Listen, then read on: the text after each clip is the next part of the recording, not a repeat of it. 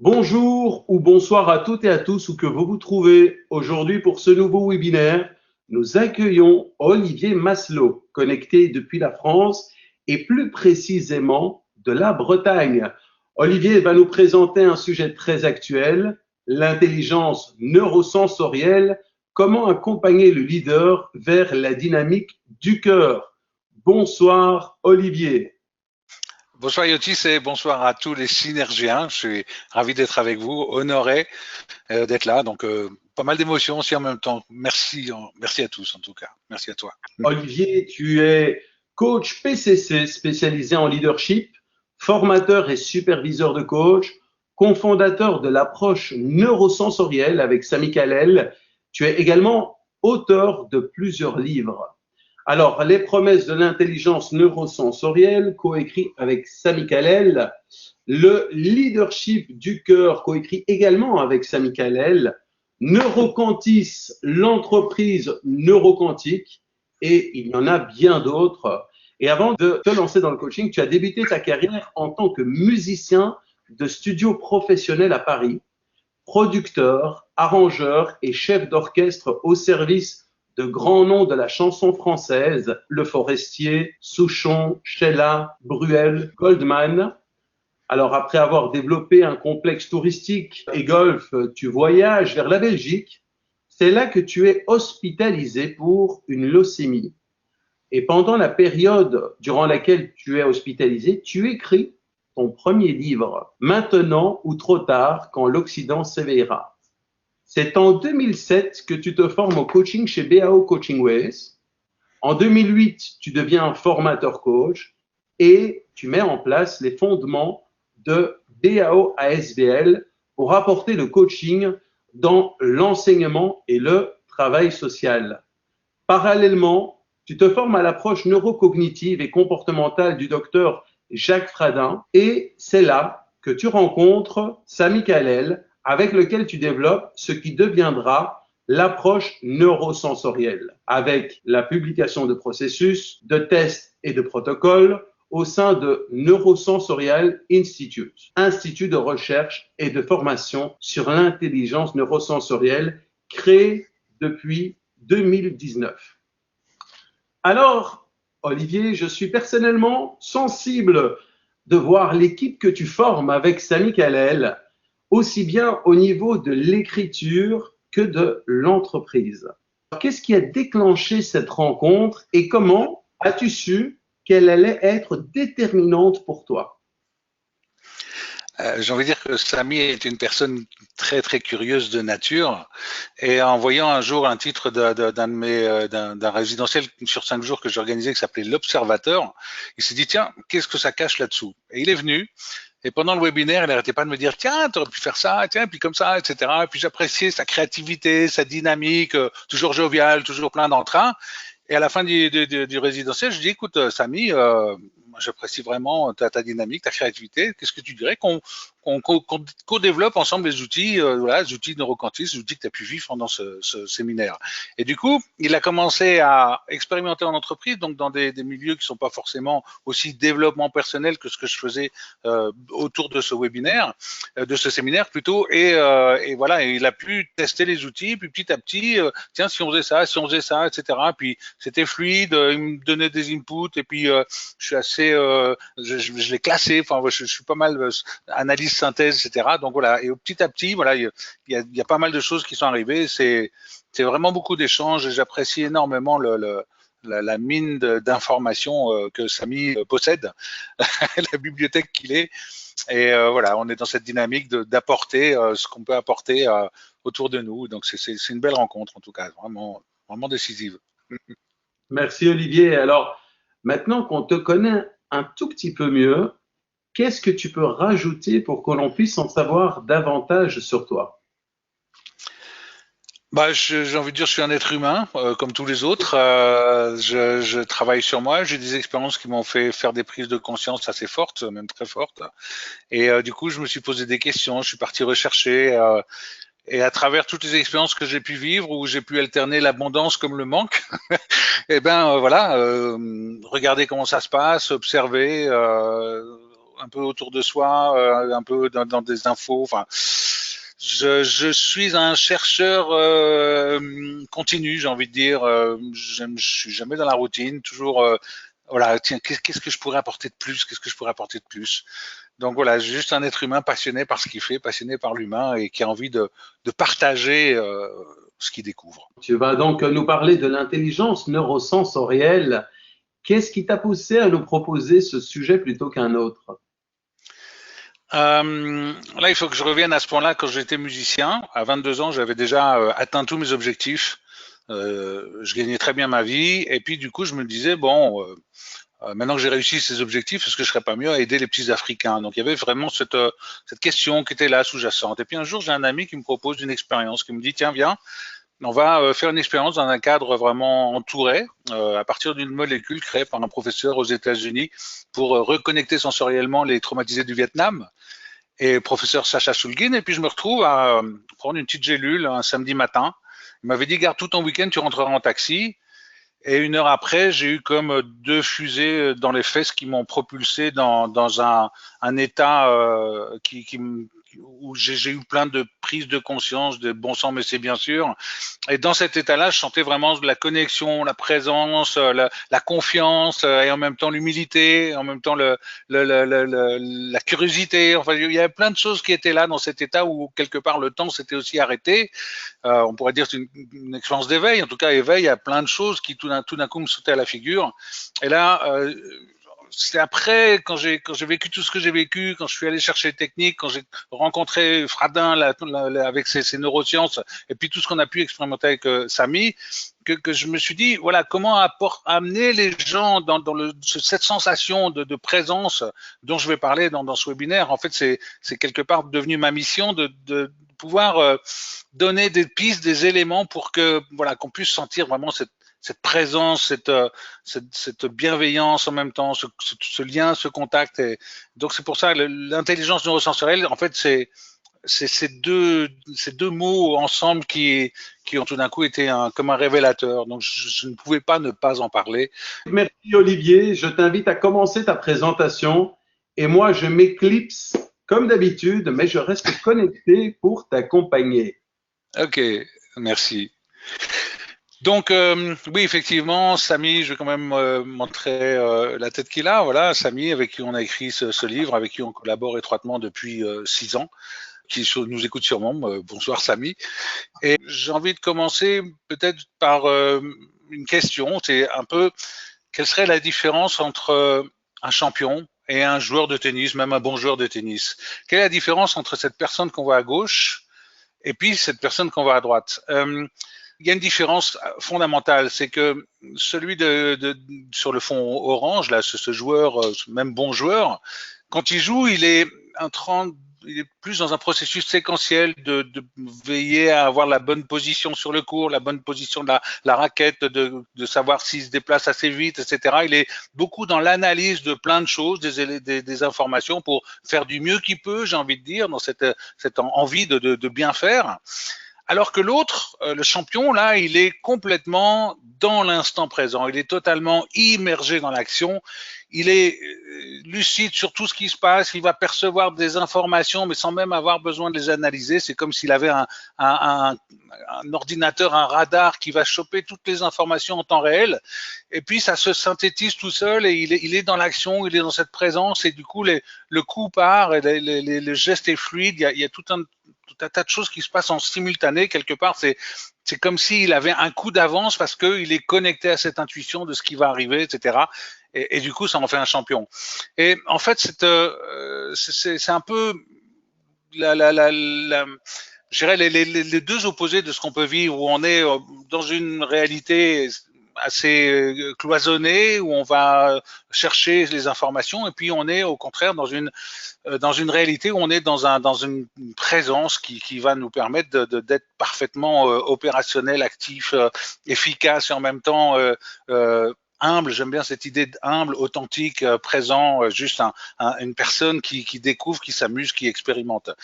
Et en fait, pour bien comprendre la différence entre les deux, j'ai envie de revenir un peu aux fondamentaux. Donc, en fait, peut-être que pour certains, c'est de la matière qu'ils connaissent déjà, mais je pense que c'est important de revenir parce que pour qu'on parte des mêmes bases, qu'on ait un peu le même vocabulaire, parce que des fois, pour parler de la même chose, on a des vocabulaires différents. Donc, en fait, comment en fait nous percevons l'information et comment nous allons apprendre au fur et à mesure?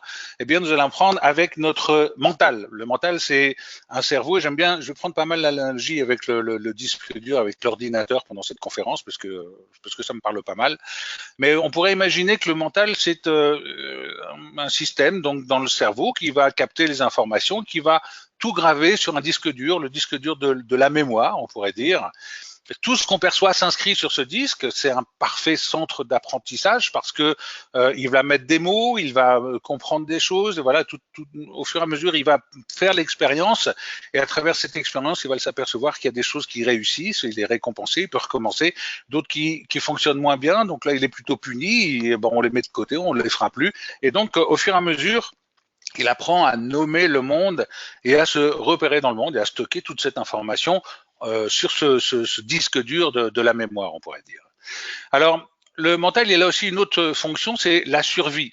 C'est-à-dire, il est naturellement en train de se demander s'il y a danger ou pas. Parce que notre cerveau est fait pour assurer notre survie.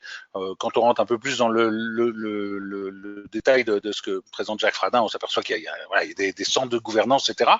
Mais on pourrait dire globalement, ce mental, c'est est-ce qu'il y a un danger ou pas. Donc j'évalue le risque, est-ce que ça va. Et puis en cas de danger, deux solutions. Soit je fuis, soit j'attaque. Okay, c'est-à-dire je vais réagir, je vais rentrer dans des stratégies de survie. Mais il y a peut-être des cas où dans notre apprentissage, on va pouvoir ni fuir ni attaquer. Okay, et alors, on va se mettre dans la posture d'un bébé qui arrive et qui découvre le monde.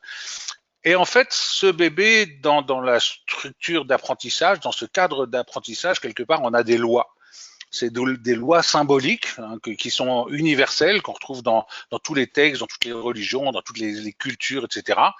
C'est que le papa, c'est la sécurité. L'homme doit apporter la sécurité au clan.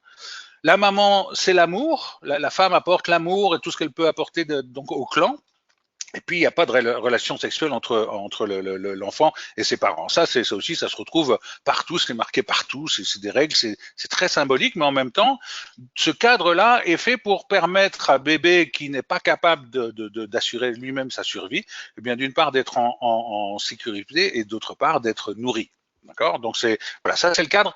Ok, c'est comme ça que ça marche. Et dans toute cette première année, d'ailleurs, l'enfant n'est même pas conscient tout à fait d'être séparé de sa maman. Il y a une forme de voilà, on est tous un. On est dans ce cadre d'expérience. Et en fait, tout fonctionne bien, sauf quand cette loi n'est pas respectée. Quand papa n'est plus sécurité, quand maman n'est pas amour, ou quand, pourquoi pas, il y a aussi des attouchements, des incestes, des viols, etc. Tout ce qu'on peut imaginer. Et à ce moment-là, si je prends un exemple, on imagine la mère qui rentre du travail, qui a une dure journée, qui s'est un peu engueulée avec ses collègues. En plus de ça, elle a dû marcher à pied parce que c'est la grève. Donc, je crois qu'il y en a pas mal qui sont dans le cadre de devoir pas mal marcher en ce moment. Et donc, elle rentre chez elle et puis là, elle voit papa qui est en train de regarder la télé et bébé qui est sur le tapis et bébé n'a pas été changé.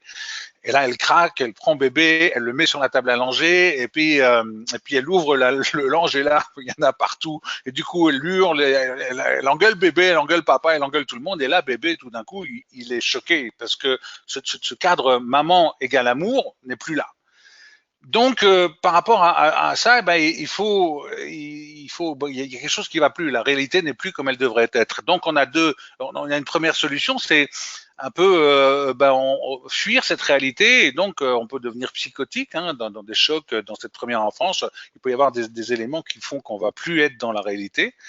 Mais en même temps, le mental, il a créé un logiciel de survie. Et le premier logiciel qu'il va appliquer, c'est le refoulement. C'est-à-dire qu'en fait, il y a une partie du disque dur qui n'est plus accessible. C'est comme si toutes les situations qui ont été difficiles ont été mises dans cet endroit-là. On n'y a plus accès avec le conscient, mais par contre, l'inconscient est toujours là. Et peut-être que du coup, ça va provoquer des cauchemars ou des flashs. On est d'accord que je synthétise, hein, parce que j'aime bien donner le squelette d'un processus pour après que vous puissiez faire des liens avec vos connaissances, votre expérience, etc. Donc ça, c'est le premier logiciel de survie, mais manque de peau, il y a encore peut-être des flashs qui reviennent, des cauchemars, donc c'est pas tout à fait calme. Alors à ce moment-là, le mental va mettre en place autre chose, il va mettre en place le mensonge. Et donc si on reprend un peu le cas de cet enfant qui est sur sa table à langer et puis qui tout d'un coup ne voit plus maman comme amour, eh bien, et ce mensonge, ce serait, voilà, on repeint la réalité quelque part avec, si maman me crie dessus, c'est que je le mérite, c'est que c'est ma faute, donc je ne suis pas digne d'amour. Ça, c'est un mensonge qui pourrait se créer à ce moment-là. Mais si on regarde d'autres situations, un papa alcoolique et une mère absente, on pourrait dire, si papa bat maman, il a raison. Et puis on pourrait dire dans le cas d'un père absent, si papa ne me reconnaît pas, s'il n'est pas là, en fait j'ai pas le droit d'exister. Donc on pourrait dire qu'il y a tout un tas de mensonges qui vont se mettre en place pour compenser effectivement le fait que cette loi symbolique n'a pas été respectée, et donc il faut bien trouver une explication pour continuer à grandir.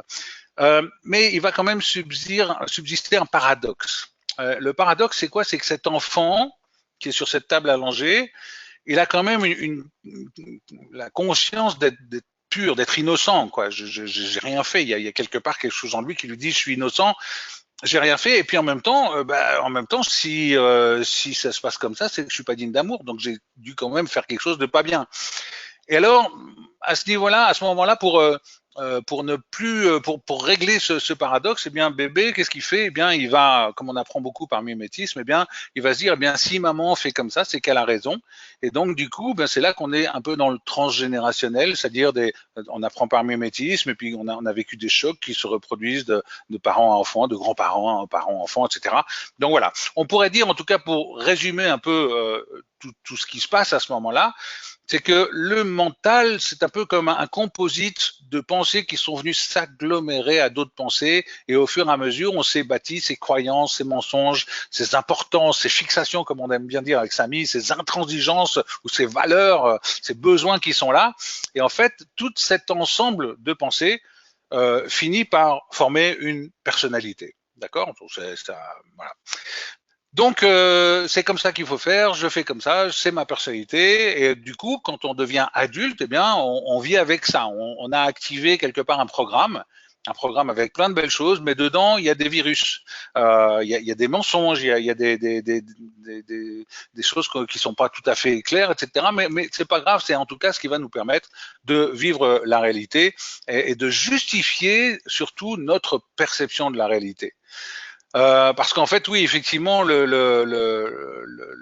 mental va nous colorer la réalité, et c'est parce qu'on a cette complexité de pensée de tout ce qui a pu se passer qu'il est essentiel que les personnes qui accompagnent l'être humain soient des vrais professionnels de l'enseignement, conscients de l'impact qu'ils ont sur leurs clients. Et parce que le cerveau, on peut faire plein de choses magnifiques à souhait, mais voilà, il s'agit de ne pas jouer à l'apprenti sorcier quand on veut libérer un peu tous ces mensonges. Et donc, en fait, c'est notre métier que d'être conscient de tout ce qui se passe à ce moment-là. Mais si je reviens au mental, je pourrais dire que le mental, c'est un parfait serviteur. C'est-à-dire que il nous permet de réaliser tout un tas de choses dans cette réalité sans avoir besoin d'y réfléchir. Par exemple, je suis en train de vous parler, il y a des mots qui sortent, ces mots je les ai appris, ils sortent tout seuls, ça vient tout seul. Si je suis en train de conduire une voiture, je débraye, j'embraye, je passe la vitesse, ça se fait tout seul. Il y a un mode automatique qui s'est enclenché avec tout ce que le mental a pu apprendre. Donc c'est un parfait serviteur.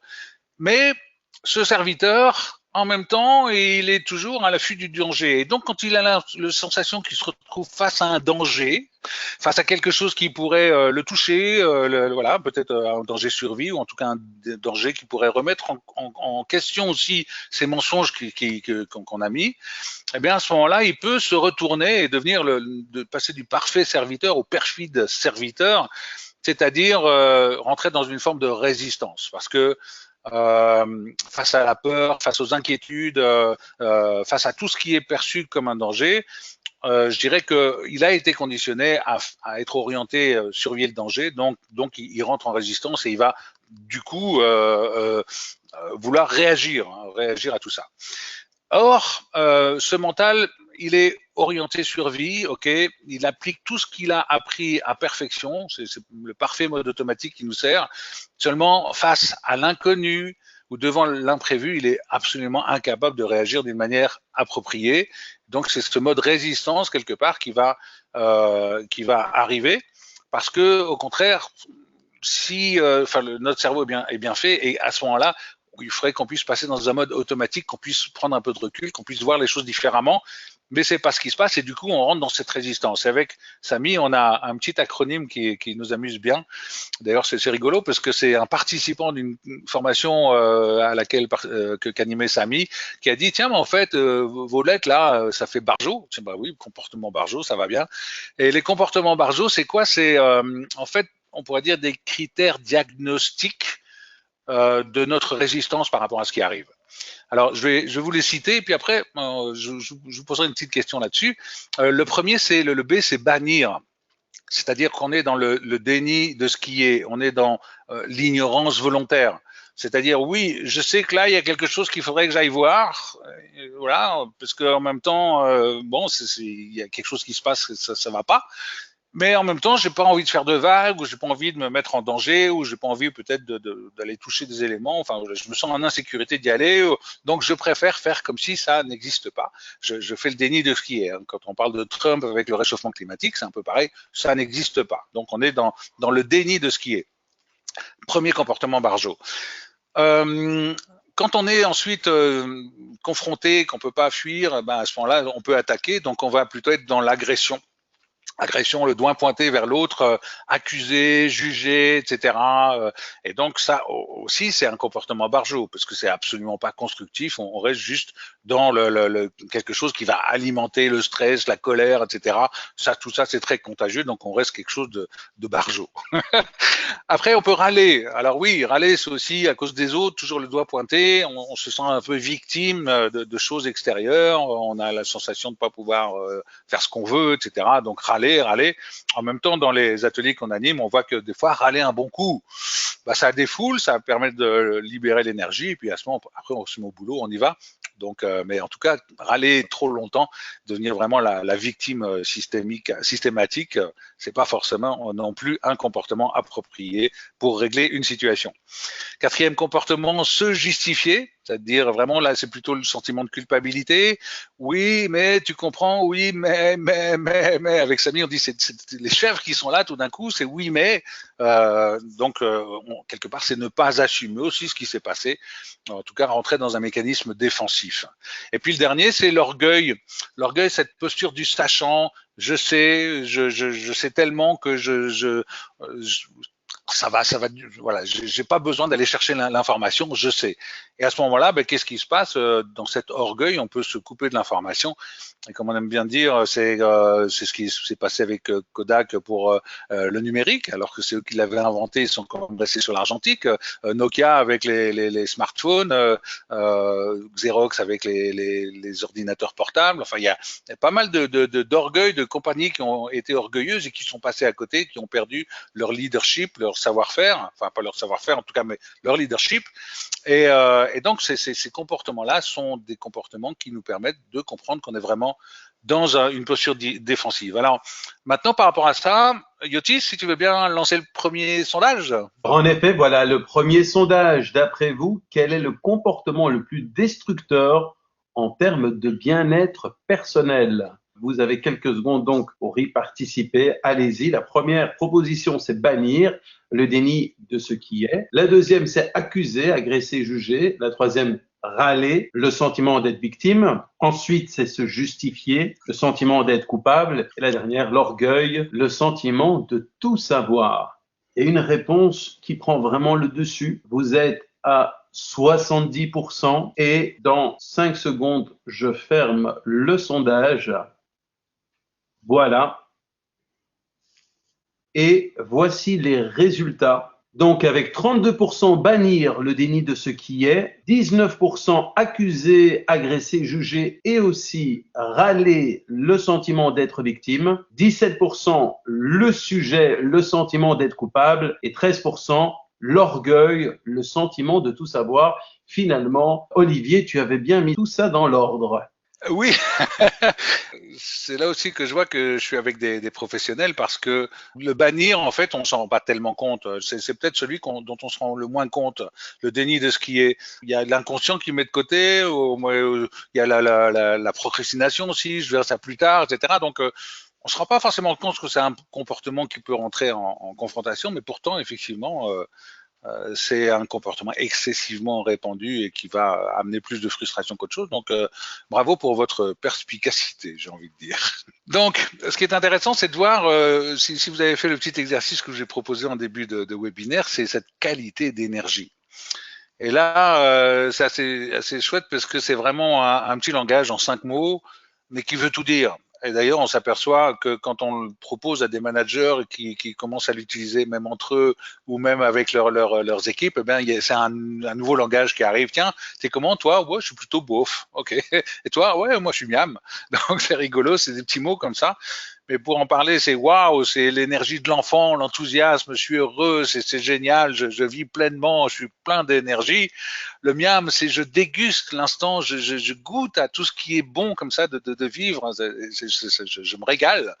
Et alors, quand on arrive au niveau intermédiaire, on est dans le il faut, oui, il faut se lever le matin, c'est pas forcément facile de sortir de la couette, et puis ben il y a la douche, et puis on va prendre un petit café, un petit déj, ok, ça va, on est parti.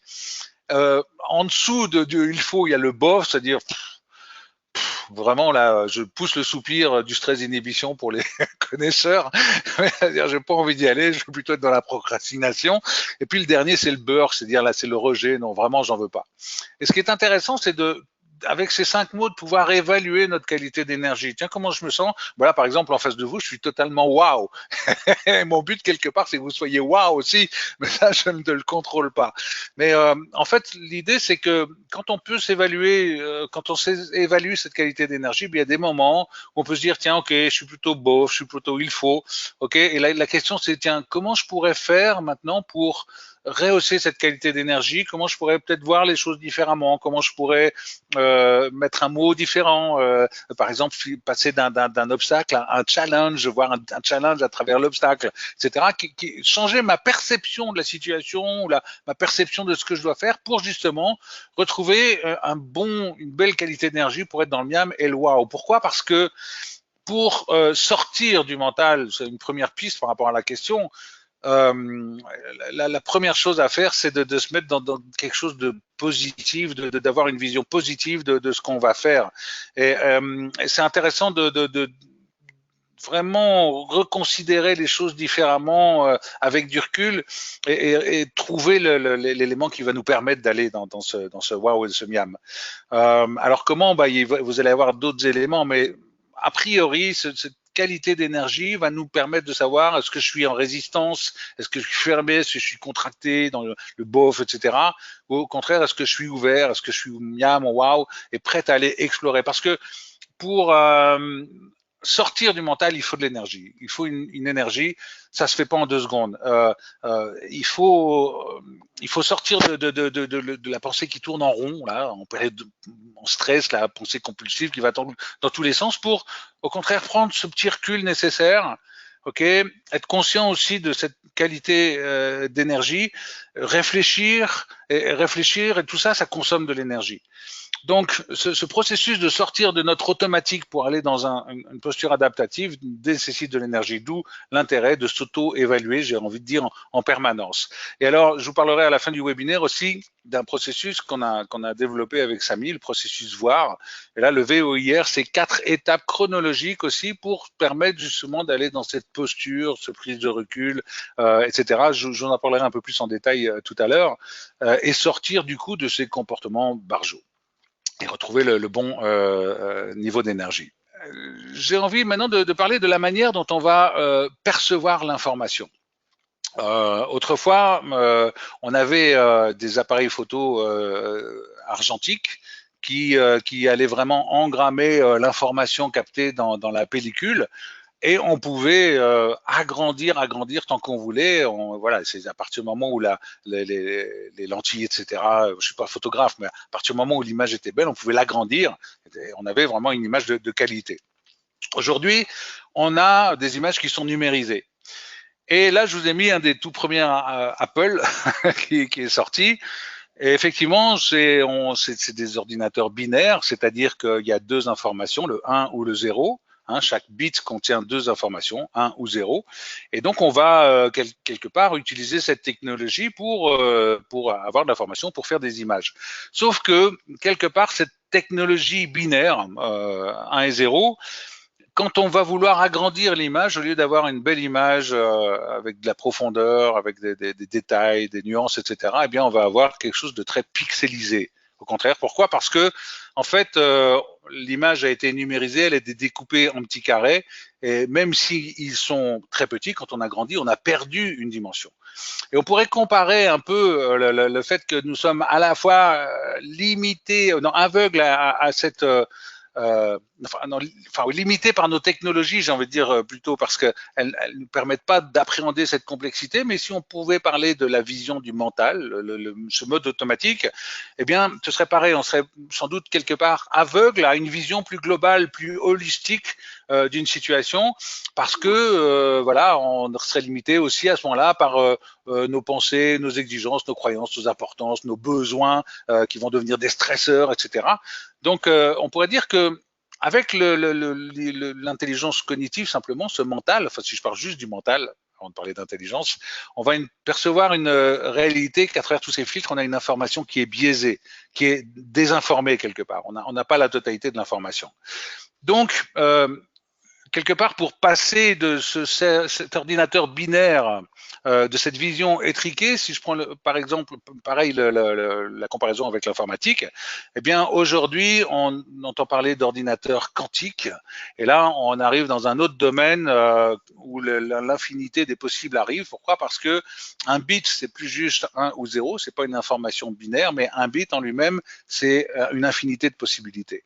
Donc, on a des ordinateurs aujourd'hui qui nous permettent d'appréhender une réalité de manière beaucoup plus complexe. Et j'ai envie de dire que sortir du mode mental, juste automatique, etc., pour aller appréhender différemment dans cette intelligence connectée, on pourrait comparer ça à cette information quantique.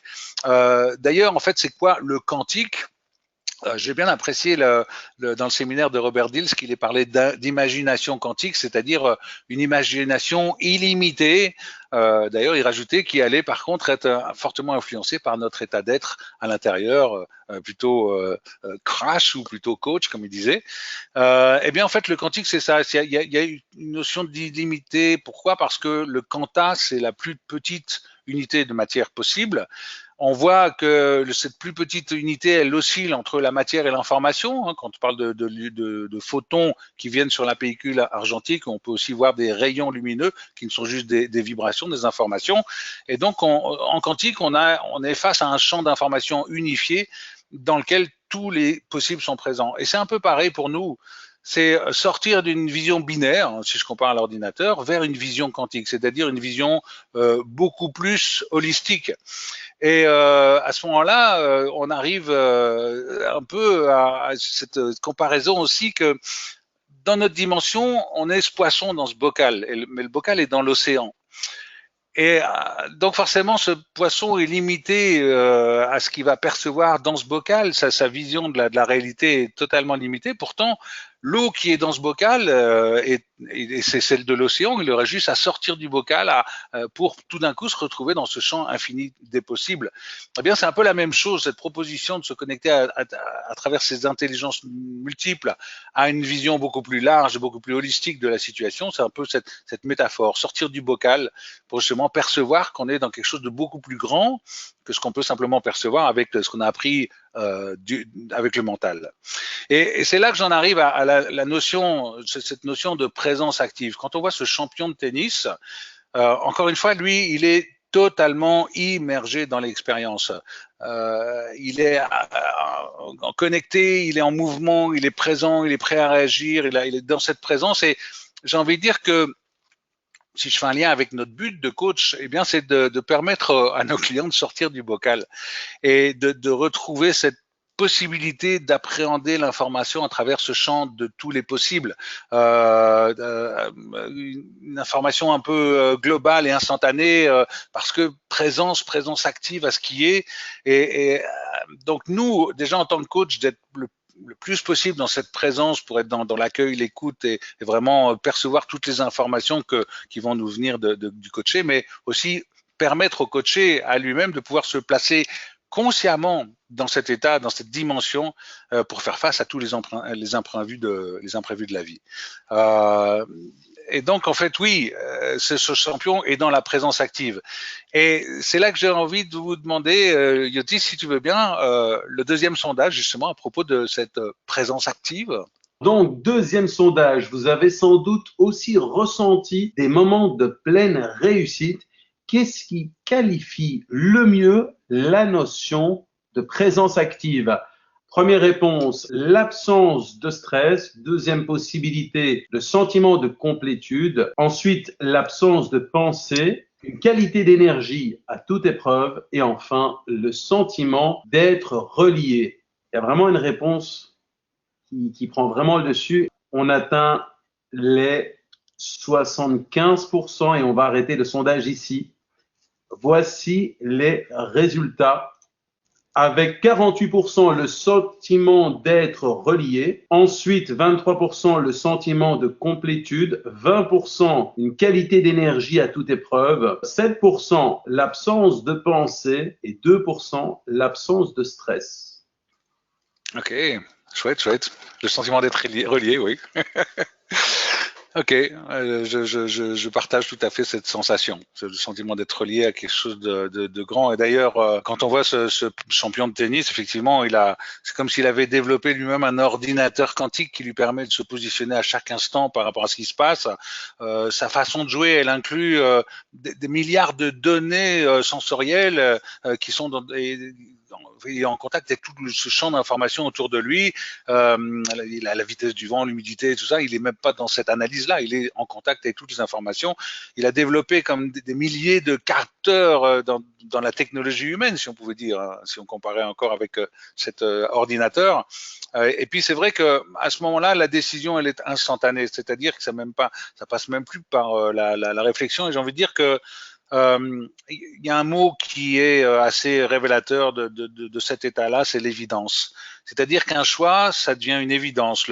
L'intuition et la créativité sont là, on est totalement connecté à tout ce qu'on va ressentir à l'intérieur et tout est évidence. Donc il n'y a même plus de questions. J'agis parce que c'est évident, c'est comme ça que je dois faire. Ça passe plus du tout par l'analyse, c'est instantané. Donc c'est ça en fait, c'est comme ça un peu que j'ai envie de dire, que j'ai envie de définir ce qui peut se passer à ce moment-là pour ce champion. Donc maintenant qu'on a pu, à partir du mental, commencer à percevoir un peu cette notion de présence active, eh bien, j'ai envie de maintenant vous emmener dans comment on va pouvoir se connecter quelque part à cette présence active. Et là, c'est pour ça que je parlais de multi-intelligence. Pour moi, il y a trois intelligences cognitives. Et quand je dis pour moi, c'est en plus de ça, c'est juste ce que je suis en train de vous dire, c'est le partage de mon expérience, c'est aussi ce que j'ai pu apprendre. Mais j'ai envie de dire expérimenter, hein, tout ce qu'on va voir là, et tout expérimenter, c'est des pistes, c'est des possibilités qui sont là parmi les infinités de possibilités. Donc, en tout cas, je vous propose, ce qui me semble bien fonctionner sur moi et en même temps sur les personnes que j'ai l'occasion d'accompagner. Donc, effectivement, trois antennes, une intelligence cognitive. on pourrait dire c'est le mental, enfin c'est le cerveau de la tête, une intelligence sensorielle, et là on pourrait parler du cerveau du ventre, et puis une intelligence du cœur, hein, parce qu'on sait que maintenant on a trois endroits, trois localisations où il y a pas mal de neurones, hein, la tête, le cœur et le ventre, donc c'est pourquoi pas aller utiliser ces trois antennes et comment s'y prendre. Voilà, c'est ce qu'on va partir un peu explorer à partir de maintenant. Donc la première, c'est l'intelligence cognitive. Effectivement, on a déjà pas mal parlé avec ces programmes qui sont là.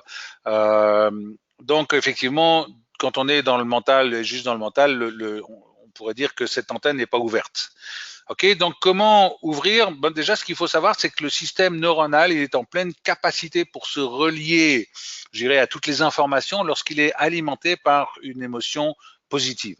C'est-à-dire que cette émotion positive, constructive, cette ouverture, là, c'est le miam et le wow qui vont vraiment nous permettre déjà d'ouvrir cette antenne. Ça va vraiment influencer la nature des pensées qui vont venir, etc., etc. À ce moment-là, il se place comme un parfait traducteur, j'ai envie de dire, entre les informations du cerveau adaptatif, hein, ce qu'on pourrait appeler le préfrontal, c'est-à-dire l'intuition, la créativité. À ce moment-là, il est ouvert à tout ce qui va arriver, il est ouvert à toutes ces infos, donc il va prendre et puis il va pouvoir retraduire dans la réalité, de transformer concrètement en action, en décision, etc.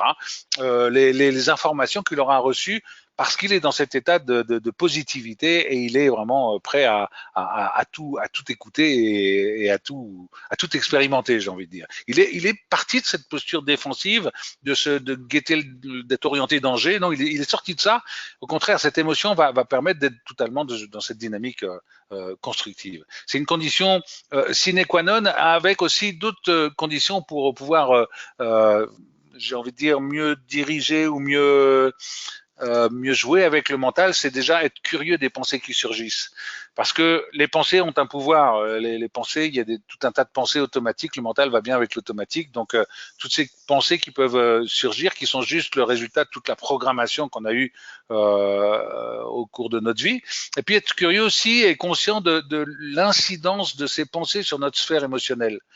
Effectivement, si je pense à des belles choses, je me rends compte que ma sphère émotionnelle, elle est détendue, elle est à l'aise, miam, waouh, etc. Alors qu'il y a d'autres pensées qui vont me mettre plutôt dans le bof et dans le beurre. Donc, être curieux de ses pensées, être conscient du rapport entre l'émotion et la pensée, et puis aussi être dans l'accueil des expériences, parce que à partir du moment où on n'est plus dans cette posture défensive, on est prêt à accueillir tout ce qui va se passer. Et on se met dans un état d'apprentissage. Et encore une fois, c'est là que ça se passe. Cette partie-là de notre cerveau est parfaite pour apprendre et engrammer des expériences et qui permettront ensuite, par la suite, face à d'autres situations, de trouver la bonne réponse. Donc, effectivement, c'est un apprentissage. C'est un apprentissage assez rapide parce que le cerveau néolimbique, comme l'appelle Jacques Fradin, est extrêmement plastique. C'est-à-dire que voilà, à partir du moment où il y avait un conditionnement punition sur quelque chose, si je fais une expérience qui me montre qu'en fait en faisant la même chose, je suis récompensé, du coup je vais pouvoir me le faire, je vais pouvoir le faire plus souvent, je vais pouvoir vraiment rentrer dans cette dynamique. Et donc c'est rapide, mais par contre ça nécessite une discipline, d'être toujours, je dirais, vigilant des pensées, vigilant de son état émotionnel pour justement aller toujours dans cet état d'émotion positif. Alors, facile à dire, mais pas forcément facile à faire. Mais on est d'accord que c'est un apprentissage. Le cerveau, c'est comme un muscle. Il faut s'entraîner. Même si on a compris quelque chose avec le savoir, eh bien la vraie connaissance, ça va être de naître avec, c'est-à-dire de s'entraîner, d'aller vivre, d'aller répéter pour quelque part créer les nouvelles connexions neuronales. Et j'ai envie de dire automatiser au niveau du cerveau automatique la facilité à passer dans l'adaptatif. C'est-à-dire que le cerveau automatique, cette intelligence cognitive, comprend que telle chose fonctionne, à ce moment-là, elle l'apprend pour elle. Et bien, à partir du moment où elle va comprendre que plus elle se met dans cette posture de positive, de pensée créatrice, etc., de conscience de soi par rapport aux émotions, bien plus elle va permettre à ce moment-là l'ouverture à quelque chose de neuf. Ça, c'était pour l'intelligence cognitive. Maintenant, on a l'intelligence sensorielle, cette antenne sensorielle. Là, on est dans le cerveau du ventre, hein, au niveau du hara. Vous savez, le harakiri, c'est quoi? C'est parce qu'effectivement, c'est une poche énergétique très forte. Et donc, c'est effectivement là que cette intelligence va nous permettre de ressentir tout ce qui se passe autour de nous, de scruter, de ressentir aussi les sentiments et les émotions au niveau des perceptions sensorielles, c'est-à-dire ok, quand je suis triste, quand je suis frustré, je vois l'impact sur sur mes sensations. Y a une forme de connexion à toutes ces perceptions qui sont là. Il y a une connexion aussi qui se fait avec le monde autour. Hein, on pourrait parler ça va développer l'intelligence émotionnelle, ça va permettre de mieux comprendre l'autre, de mieux comprendre soi, de mieux se gérer soi, etc. Et puis on pourrait dire aussi qu'au niveau de ce cerveau, il y a un lien à faire avec le positionnement grégaire du paléolympique dans le modèle de Fradin. C'est effectivement quand on est dans ce positionnement grégaire, c'est dominant, soumis, marginal, axial. Quand on est vraiment conscient de ce qui se passe ici, en fait, c'est là qu'on va sentir ce qui se passe au niveau des rapports qu'on peut avoir avec les autres. C'est là qu'on va vraiment développer une sensibilité à pouvoir évaluer la relation avec l'autre. Est-ce qu'on est, comment on va se positionner. Alors, c'est beaucoup inconscient jusqu'au moment où on en prend conscience. Mais c'est vrai que si quand on a enlevé l'amygdale limbique à certains prisonniers multi-assassins, etc., et qu'on leur a permis de sortir de prison, ça c'était des expériences qui ont été faites aux États-Unis il y a plusieurs dizaines d'années, eh bien, qu'est-ce qui se passait? Ils se faisaient tuer directement parce qu'ils n'avaient plus cette sensibilité de la relation à l'autre, cette sensibilité du danger qui était là. Il y avait plus cette connexion avec le monde autour qui faisait qu'effectivement, on avait un mouton qui se faisait descendre par ses anciens adversaires. Donc là, effectivement, il y a beaucoup de choses qu'on va percevoir avec cette intelligence en soi, autour de soi et avec les autres, les relations. En fait, quand cette antenne est fermée, eh bien déjà ça vient déjà c'est un peu culturel. J'ai envie de dire que l'émotion c'est un peu tabou. On parle pas de ces tristesses. C'est pas bien d'avoir peur. Il faut être fort. Voilà, on n'a pas le droit de pleurer. Il y a un tabou de l'émotion que j'ai envie simplement d'illustrer avec une petite anecdote, c'est que maman pleure, elle est triste, et puis l'enfant vient, maman, pourquoi tu es triste, pourquoi tu pleures?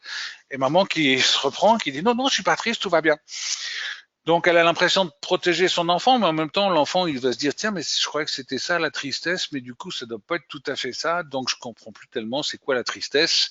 Et donc, on a une forme de distorsion de la lecture de ces sensations, de ces émotions, de ces sentiments, voilà, parce qu'on n'a pas été éduqué, parce qu'on n'en parle pas, parce que c'est un peu tabou. Et donc, quand cette antenne est fermée, eh bien, on va vivre les émotions d'une manière assez négative. On reste plongé dedans, vraiment. On peut pas prendre de recul, on peut pas devenir observateur de ce qui nous arrive. On est envahi, on peut plus interagir. En fait, j'ai envie de dire, on est devenu nous-mêmes cet état-là. On est dans des comportements margeaux et on n'est pas conscient. Enfin, on est plongé dedans. On en est peut-être conscient, mais comment en sortir, ça c'est. Et donc effectivement, cette antenne va se fermer par toutes les blessures, les mensonges dont j'ai parlé tout à l'heure, par toutes les humiliations qu'on a pu avoir. Je pense aussi aux signes de reconnaissance. D'ailleurs, j'avais beaucoup apprécié le séminaire le webinaire sur les signes de reconnaissance, parce que pour moi, c'est un outil essentiel qui devrait être appris dès la maternelle, à tous les instituts, à tous les parents, etc., à tous les futurs parents, parce que on fait du dégât quand on les manie pas comme il faut, surtout négatif inconditionnel. Donc voilà, c'est important pour moi, les signes de reconnaissance, c'est une des plus belles choses à apprendre à tout le monde. Donc effectivement, si l'antenne est fermée, il va falloir trouver les moyens de la réouvrir. Et alors pour l'ouvrir, effectivement, comme on n'a pas appris non plus à utiliser l'outil du ressenti, on a pas mal d'informations qui sont perdues sur notre connexion avec le monde. Donc, dans un premier temps, c'est prendre conscience des sensations corporelles. Et c'est vrai que s'il y a eu des gros traumatismes, on se crée une carapace, en plus du fait qu'on n'est pas du tout habitué à les voir. On se crée une carapace. Pourquoi? Parce que quelque part, l'inconscient veut éviter de souffrir si on se reconnecte à un élément douloureux du passé. Donc, pour pas souffrir, on va un peu se mettre cette carapace et donc il y a pas de sensation. Non, il y a vraiment quelque chose d'assez dur qu'on va présenter. Donc, reprendre conscience des sensations corporelles. Euh, bah, ça peut être juste simplement, tiens, proposer à une personne de tendre le bras, comme ça. Tiens, si je tends le bras, et puis que je laisse l'autre complètement détendu, et ben tiens, bah, là à ce moment-là, peut-être que je peux m'apercevoir, bah que oui, là ça tremble, tiens, il y a des pressions au niveau du coude, des pressions des doigts sur ma main, voilà, il y a pas mal de choses que je peux voir, alors qu'effectivement, je m'aperçois que de l'autre côté, c'est complètement détendu, ouvert. Donc, ça peut être une manière déjà de reprendre conscience des sensations corporelles, juste avec des sensations musculaires. Mais c'est une étape essentielle pour pouvoir ensuite aller décoder ce qui se passe. Et donc, pour décoder aussi, il y a aussi autre chose, c'est d'être capable d'accueillir ce qui se passe. C'est-à-dire que s'il y a une émotion arrive, s'il y a une fermeture qui se passe, c'est d'être déjà capable de l'accueillir. Tiens, je constate que je suis en train de me fermer, je suis en train de me crisper, je constate que j'ai du mal à respirer. OK. Et être capable d'observer observer ce qui est ressenti et de l'accueillir. Parce que le réflexe, là, pareil, c'est non, allez, je respire un beaucoup, je bouge un truc, non, je vais vite sortir de ça parce que j'ai pas envie d'y aller. Donc, être capable de rester, d'accueillir cette sensation, puis de rester dedans. Et puis là, à nouveau, comme on l'avait fait avec le cognitif, de faire le lien entre ces pensées, ces sensations corporelles, comprendre. Là, on est dans la décodage de ce qui se passe, et puis aussi faire le lien entre le vécu qu'on va avoir par rapport à une situation et puis notre façon de voir cette situation, notre vision de la situation, notre interprétation de la situation. Mais là, tout d'un coup, Yotis, je me dis que j'ai complètement oublié de te passer la main pour le troisième sondage. Exactement. Mais tu es tellement... Alors, on y va. Donc, pour le prochain sondage, quel pourcentage de vos clients est sensibilisé et à l'écoute de son ressenti la première fois dans votre cabinet? Voici donc les propositions. 25%, 50%, 75% et 100%. Donc, quel pourcentage de vos clients est sensibilisé et à l'écoute de son ressenti la première fois dans votre cabinet? Et ça grimpe, ça va très très vite. Alors, je ne vais pas donner d'infos, je vois les réponses, mais je ne donne pas encore d'infos. Alors, nous atteignons bientôt les 70% et je ferme le sondage. Voici les résultats. Donc, 67% pour 25%, 21% pour 50%, 9% pour 75% et 2% pour 100%. Donc, Olivier, tu avais encore mis tout ça dans l'ordre. Ouais. C'est vraiment, j'aime bien dire, on est des handicapés de la sensorialité. Hein. C'est pas péjoratif de dire ça. C'est juste de bien comprendre on sait pas lire cette sensorialité. Enfin, on sait, hein, voilà. Mais la plupart des personnes n'ont pas été éduquées à cette antenne sensorielle. Elles sont complètement fermées à ces perceptions. Or, c'est le meilleur guide. C'est le meilleur guide parce que ça nous permet de voir, tiens, si je suis crispé, ben, ça veut dire que je suis en résistance. Si je suis en résistance, ben, ça veut dire que, tiens, j'ai une interprétation de la situation qui n'est pas forcément la bonne. Donc, tiens, comment je pourrais faire pour aller voir les choses différemment? C'est ce qu'on verra tout à l'heure dans le processus voir. Un processus, justement, pour arriver à sortir de ça et pour aller vers une forme d'agilité, de fluidité par rapport aux situations. Mais effectivement, tant qu'on n'est pas connecté à ces sensations et qu'on n'est pas conscient que le corps nous parle en permanence, bah oui, forcément, il y a un problème. Donc effectivement, là, on a un beau boulot en tant que coach de connecter les gens à ce ressenti et de nous sont le plus possible conscients des pensées, des sensations corporelles et puis de leur niveau d'énergie. J'ai envie de dire, c'est ce qu'on appelle la map avec Samy, c'est-à-dire un peu une lecture un peu instantanée, très rapide de notre état général, de l'état intérieur global, au niveau des pensées, des émotions, des sensations corporelles et aussi de la qualité d'énergie, qui est aussi un indice précieux pour savoir comment on se situe par rapport à une situation. Donc oui, donc ouvrir cette antenne sensorielle, c'est un peu, là j'ai un peu montré le processus, on pourrait dire. Hein, avec ça, on peut faire déjà beaucoup. Mais alors, en tant que coach, si on veut accompagner la personne, c'est intéressant de voir que quand il y a quelque chose qui se passe au niveau émotionnel, on peut lui demander, tiens, où est-ce que ça se passe dans ton corps? Hein, souvent, c'est les mêmes endroits. Ça peut être les mâchoires, la nuque, le cou, éventuellement les trapèzes, la poitrine, la respiration un peu opprimée, oppressée, le plexus solaire et le ventre. Donc là, où est-ce que ça se passe? Donc faire un petit scan et qu'est-ce qui se passe? Donc décrire vraiment, c'est pas je me sens mal, non. Qu'est-ce qui se passe? Ben oui, ça tourne, c'est comme une aiguille, c'est une pointe, c'est un poids, etc. Donc vraiment décrire physiquement la sensation et non pas par une interprétation, une évaluation du mental. C'est important de comprendre que la description de cette sensation, c'est vraiment quelque chose de physique, ça doit être quelque chose de concret. Okay. Et puis ensuite, c'est tiens, observe ce qui se passe sans essayer de modifier l'expérience. Et en fait, en observant juste ces sensations corporelles qui sont là, qu'est-ce qui se passe?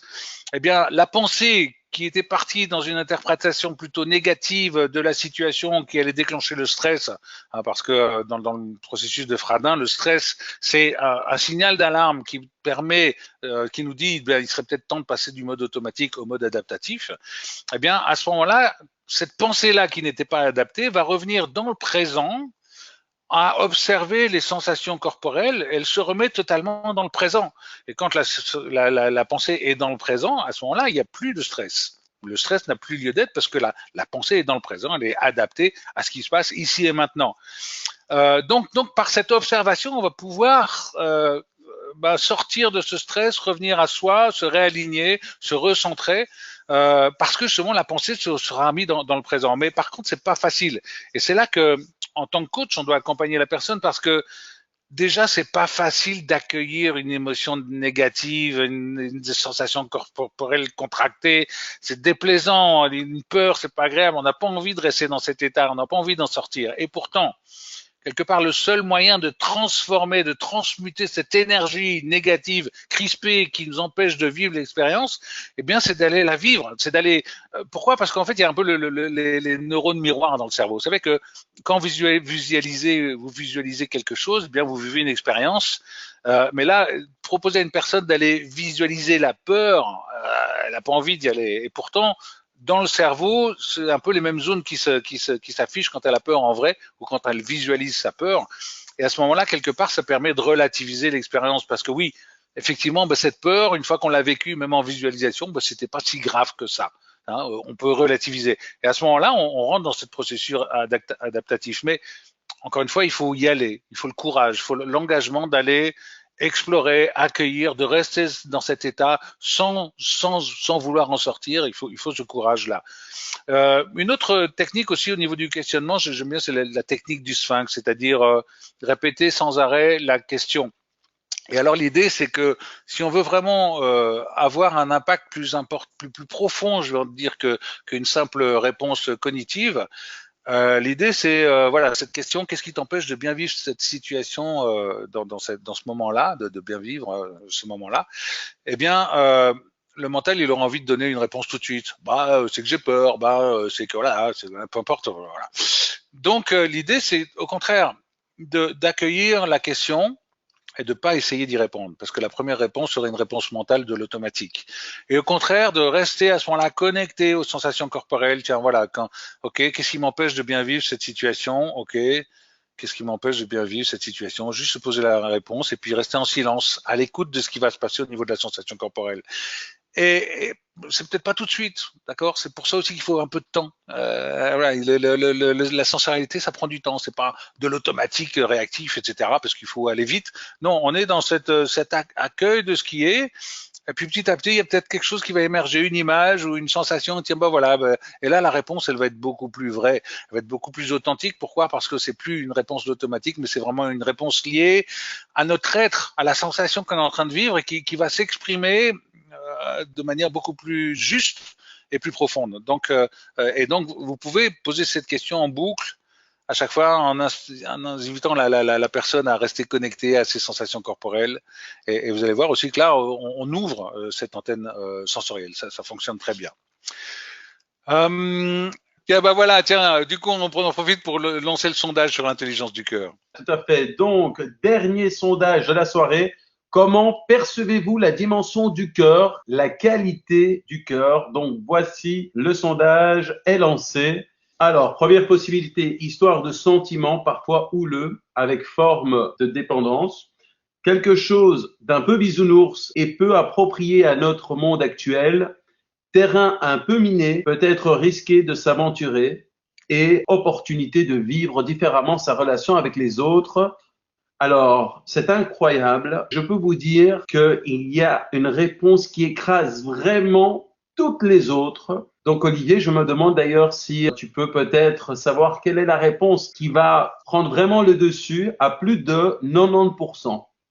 Je dirais que c'est la quatrième. Eh ben, voici les résultats. Je sais pas. Je sais pas. Alors, avec 94%, c'est Bon. opportunité de vivre différemment sa relation avec les autres, Ok. 4% histoire de sentiments, etc. et 1% pour les deux autres. Je vois, je suis avec des personnes qui ont déjà fait un travail sur elles parce que souvent la réaction qu'on peut avoir par rapport au mot cœur, etc., c'est oh, c'est un peu bisounours ton truc, voilà. On n'est pas dans un monde de bisounours, on est dans un monde où il faut être actif, réactif, etc. Donc voilà. Mais là, a priori, cette importante majorité confirme la qualité de l'audience. Alors, nous avons d'ailleurs Alors, Stéphane qui nous dit par rapport au temps, il est minuit 10 à La ok. Réunion. C'est génial. Donc voilà, je te laisse continuer. Super, merci beaucoup. Merci Stéphane. Donc en fait, cette intelligence du cœur, c'est vraiment ce cerveau du cœur. En fait, c'est au-delà de l'espace-temps. C'est cette, cette connexion à une information. C'est une information beaucoup plus riche. D'ailleurs, si on regarde quand on fait par exemple du coaching par Skype, moi je travaille énormément par Skype, eh bien si on se bornait juste à ce qu'on regarde, ce qu'on analyse à travers l'écran et le son, on aurait une image, on aurait une information bon, qui se limite à ce qui est transmis par Internet. Mais à partir du moment où on va se connecter dans cette présence active, dans cette dynamique de cœur, eh bien quelque part on va ressentir ce qui se passe chez le coaché, même avant que ce soit exprimé. Souvent, tiens, je sens un truc dans le ventre, etc. Au moment où j'accompagne la personne, et elle va me dire, tiens, bon voilà, je sens un truc dans le ventre. Il y a vraiment quelque chose qui se passe, et une création de relations qui sont vraiment très fines, très basées sur la conscience de soi, la conscience de l'autre. Et, et voilà, c'est cette dynamique au-delà du temps, au-delà de l'espace, c'est dans l'instant présent et c'est immédiat, c'est tout de suite là. C'est aussi des consciences, des prises de conscience qui vont se mettre en place par rapport à la nature, la planète, notre habitat, etc. Et puis on pourrait dire cette dimension d'amour inconditionnel où je suis avec l'autre et on est dans un partage, une générosité, une bienveillance naturelle. Donc ça, c'est l'intelligence du cœur. Je vais essayer d'aller un peu plus vite par rapport au timing quand même. J'ai envie de faire le lien avec la conscience. Et là, effectivement, on va rentrer dans des domaines qui sont encore sujets de beaucoup de polémiques et de combats entre des scientifiques, etc. Mais ce qui me semble intéressant, c'est de penser que cette intelligence du cœur est en lien avec la conscience et qu'effectivement, c'est en lien avec ce champ d'information unifié. Euh, on en arrive d'ailleurs à penser que la conscience est en dehors du cerveau, c'est même plus au niveau du cerveau que ça se passe, et qu'on a une forme de conscience collective qui est basée sur alors la théorie de l'information intégrée. C'est des psychiatres et neuroscientifiques, Giulio Tonini et puis Christophe Koch, qui ont enfin qui ont créé une théorie qui admet la possibilité de l'émergence d'un super organisme abstrait composé de multiples individus. Donc est-ce que cette conscience, ce serait pas là le terrain de prédilection de la dynamique du cœur? Il y a aussi d'autres théories qui sont là avec Montagnier, Masaru Emoto ou Jacques Benveniste, que la conscience serait aussi supportée, enfin transmise par l'eau. Enfin, voilà. Donc ça c'est encore des points d'interrogation parce que ce qui est vrai maintenant sera peut-être plus vrai dans 10 ans et j'ai pas envie de rentrer dans des polémiques, mais je vois vraiment un lien avec cette posture du cœur, cette dynamique, cette présence active et puis la conscience. Comme je disais au début, un lien avec cette expérience d'éveil que j'ai pu vivre. Et alors, l'intelligence du cœur, ça donne de la force. Ça permet effectivement d'établir et de renforcer un lien, d'avoir vraiment des relations qui vont être relations d'équipe, manager, relations de personne à personne, etc., qui sont dans l'inconditionnel, donc il y a moins de besoins, on n'est plus dans des relations comptables, j'ai envie de dire, tiens, je t'ai donné ça, alors tu me dois ça. Donc il y a quelque chose de beaucoup plus large que ça. Ça donne du sens aussi, parce qu'effectivement, si je donne un sens à ce que je fais, si je comprends que mon intention constructive va permettre de donner aux autres et de grandir parce que je vais donner, c'est chouette. Et puis ça a aussi un impact fort sur l'énergie, le courage, parce que voilà, dans cette dimension-là, dans cette présence, on est vraiment là et prêt à rentrer en mouvement. Il y a une intention qui est très forte d'aller vers quelque chose de constructif. Et donc, choisir cette force du cœur, c'est aussi activer cet enthousiasme, le courage d'ailleurs. Courage, c'est de la même étymologie que le cœur. L'authenticité aussi, parce que on triche plus dans le cœur. On est soi, on est en lien avec l'autre, et puis on est dans cette humilité, mais on est aussi dans cette unicité de notre génie à tous, qu'on peut d'ailleurs partager, qui va créer l'intelligence collective dans cette dynamique du cœur. On est dans la générosité, l'émerveillement, parce que c'est un sentiment de gratitude. Merci à mon équipe, merci à tous ceux qui m'ont aidé, merci à toi Yotis, merci à vous tous qui m'écoutez. c'est chouette, il y a un émerveillement par rapport à tout ça. Et forcément, quand on est dans cette présence, on est beaucoup plus synchronisé à ce qui est. Donc, on est beaucoup plus à l'écoute du moindre petit truc qui va, tiens, ok, parce qu'on est sans arrêt en train quelque part, comme un voilier, de corriger légèrement. Tiens, je pense à ça. Tiens, mais comment je pourrais faire? Voilà, il y a cette présence à soi aussi qui permet de mieux se synchroniser à l'extérieur, au monde extérieur. Et ouvrir l'intelligence du cœur, c'est effectivement questionner cette intention. L'intention, c'est quoi? C'est le début du mouvement vers quelque chose. Et l'intention positive du cœur, c'est au contraire, c'est pas de résister ou de conserver ou de maintenir quelque chose pour soi, c'est de donner, d'apporter. Qu'est-ce que tu veux apporter pour toi, pour les autres? À quoi tu veux contribuer? Et j'aime bien cette notion. Et si tu donnais de la noblesse à tout ça, ça donnerait quoi d'encore plus grand? D'aller chercher le plus grand. Et alors ça marche bien pour se connecter quelque part à cet aspect mission, peut-être les tempéraments. Si je viens avec Fradin et ce plaisir d'être, d'agir, parce que c'est juste ce qu'on adore faire. On peut aussi y arriver par les états modifiés de conscience, l'hypnose, qui va nous permettre de toucher cette dimension. Et puis on peut aussi activer le centre énergétique du cœur, c'est-à-dire visionner quelque chose comme un rayon qui va vers l'autre et se connecter à cette sensation-là. Donc il y a différents moyens, mais parce que j'ai envie de dire que nous, avec ce qu'on a pu développer avec Samy, on a mis en place plusieurs protocoles. Et la technique qu'on va utiliser le plus, c'est ce que j'appelle la visualisation active 4D. Pourquoi 4D? Parce que on va utiliser l'image, on va utiliser la pensée, l'émotion et les sensations corporelles. C'est-à-dire que quand on va visualiser une situation, visualiser une peur, visualiser une joie, peu importe, c'est où, c'est avec qui, c'est comment ça se passe, c'est voilà la description de l'endroit. La personne, on l'invite à être à l'intérieur de cet espace 3D, de pouvoir y bouger, de se déplacer, de pouvoir parler, de pouvoir entendre, de pouvoir écouter, et en même temps d'être attentive à ses pensées, les pensées qui sont là, l'émotion qui est là, et puis les sensations corporelles. Et puis on s'aperçoit que quand on visualise tout ça, on peut guider la personne à augmenter, à amplifier toutes ces sensations pour le vivre encore plus. Et à ce moment-là, justement, on va vraiment aller, on peut aller reprogrammer des éléments du cerveau, parce que le but de ces protocoles, c'est déjà de se reconnecter pour pouvoir décoder les sensations, décoder l'émotion qui est en train de se jouer. Du coup aussi, d'être capable de retrouver la qualité d'énergie, de retrouver notre qualité d'intuition, retrouver aussi cette sérénité qui est là. On va pouvoir, pour certains protocoles, aller nettoyer des charges émotionnelles profondes, sans jamais rentrer dans la psychothérapie. On est d'accord, on est des coachs, donc on va juste inviter les personnes à travailler à partir de cette visualisation active 4D pour provoquer des prises de conscience, des évidences, encore une fois. Et puis on peut agir aussi alors sur les polarités, bien, mal, etc. Enfin bon, peur ou joie, etc. La désidentification, c'est-à-dire sortir de toutes nos petites croyances qu'on s'est façonnées au fur et à mesure pour retrouver l'être derrière tout ça, avec l'intention, c'est ce guide interne qui est là.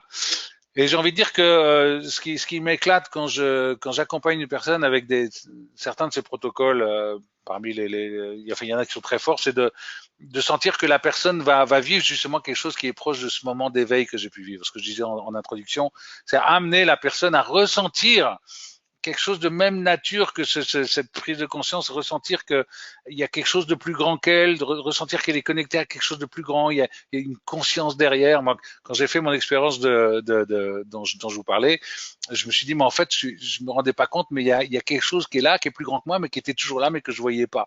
Ben, c'est cette sensation de se reconnecter à plus grand que soi qui va permettre justement de toucher un peu cette notion d'intelligence du cœur, de présence active à ce qui est.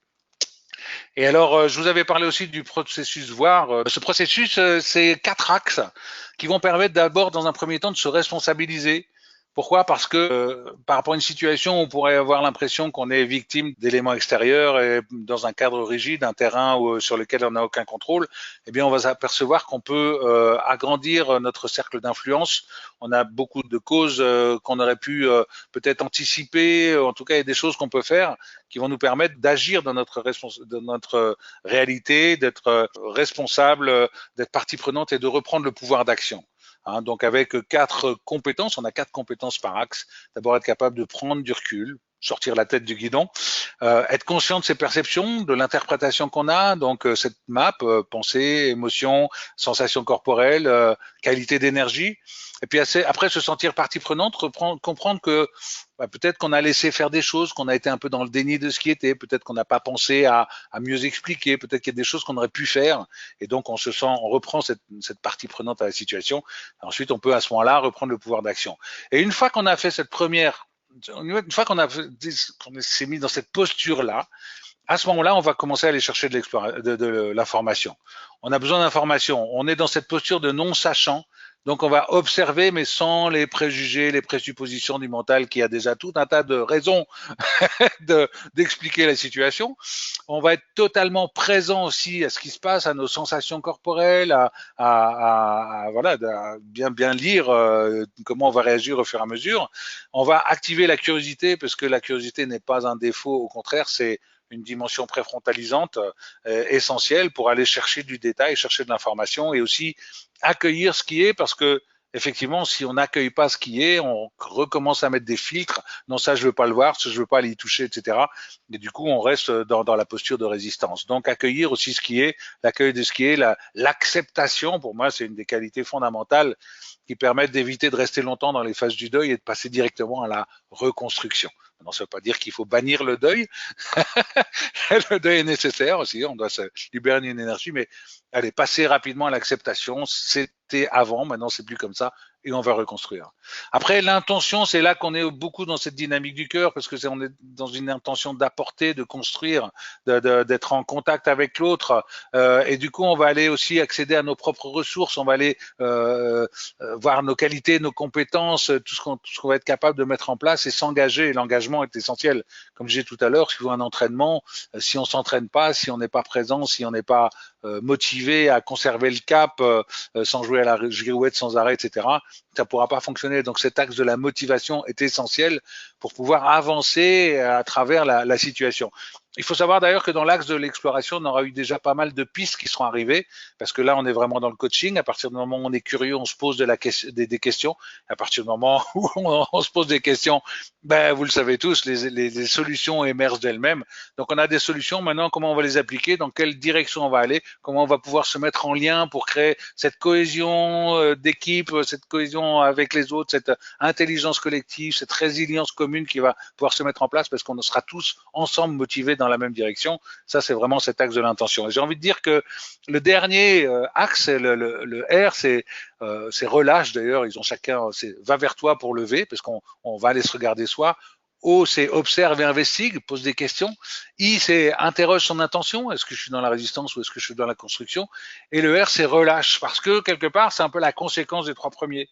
À partir du moment où je me rends compte que si je me responsabilise, si je suis capable d'aller explorer, chercher des infos, et puis qu'à partir de ce moment-là, il y a une solution qui va venir, que cette solution est beaucoup plus adaptée d'ailleurs qu'une solution immédiate du cerveau automatique. Si j'ai cette intention d'aller apporter quelque chose et de construire quelque chose à partir de là, eh bien, je me rends compte que ça fonctionne, donc je peux lâcher prise. Je peux lâcher prise, je peux plus être dans le flux, je peux plus faire confiance à l'intelligence de la vie, parce que la vie est intelligente, les situations qu'on va vivre sont là pour nous faire grandir. Chaque situation est une expérience, et à ce moment-là, dans cette dynamique de présence à ce qui est, bah, j'avance, et à chaque fois que c'est nécessaire, bah, je reprends ce processus, je me mets dans cette posture d'agilité, de recul, de réflexion, de capacité d'agir, de résilience, d'adaptation. En fait, d'ailleurs, c'est c'est un peu ce que je disais tout à l'heure, les mots que j'ai mis là, voilà, tous ces mots-là, c'est un peu tout ce qui va se déclencher naturellement quand on est dans cette posture j'ai envie de dire d'amour avec soi, d'amour avec la vie, de miam, de waouh, de lien avec l'autre, de comprendre qu'on n'est pas là pour s'entretuer, mais pour s'entraider. D'ailleurs, est-ce que ce serait pas notre rôle à tous en tant que coach de comprendre qu'ensemble on va plus loin. Tout seul on va plus vite, mais ensemble on va plus loin. Ça c'est pas moi qui l'ai inventé, mais vraiment avec cette qualité de présence active et cette dynamique de cœur. L'idée, c'est voilà, de générer toutes ces belles choses autour de nous. Et voilà, donc je ne sais pas si on est dans le timing maintenant, Yotis, mais j'ai... Mais un grand merci en tout cas, Olivier, pour cette belle présentation qui a intéressé un très grand nombre de francophones dans le monde, de coachs francophones dans le monde. D'ailleurs, ce webinaire a atteint un nouveau record au niveau des inscriptions des webinaires de l'ICF Synergie. Merci beaucoup. J'aimerais également remercier Nathalie Blin qui a répondu à toutes vos questions techniques. Alors, Nathalie est l'une des ambassadrices de l'ICF Synergie au Québec et également membre de l'ICF Québec. Bonsoir Nathalie. Alors, où es-tu? Alors, bonjour. Donc, voilà. Bonjour. C'est vrai que tu es au Québec. Oui, moi, tout juste, même pas 16 heures.